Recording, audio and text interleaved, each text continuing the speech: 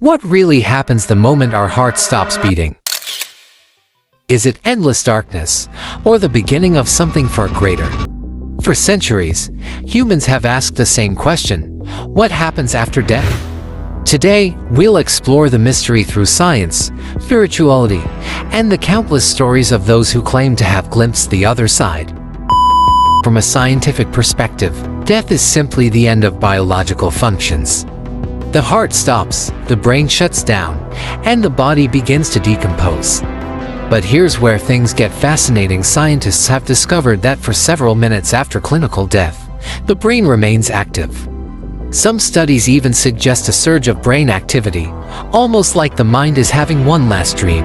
This could explain near-death experiences, visions of tunnels, lights, and even conversations with loved ones who passed away.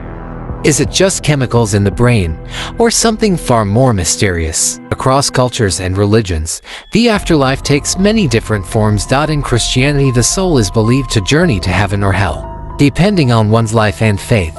Hinduism and Buddhism teach about reincarnation, the soul being reborn into a new body based on karma. In Islam, life after death is described as entering the eternal hereafter, where every action in life has consequences, and many ancient cultures from the Egyptians to built entire civilizations around the idea that death is only a passage, not the end. Despite the differences, one thing is strikingly similar.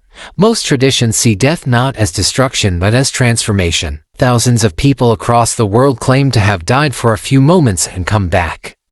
Many report floating above their own bodies, moving through a tunnel of light, or meeting spiritual beings. One famous case is that of a woman who described details of her surgery while she was unconscious, things she couldn't have possibly known.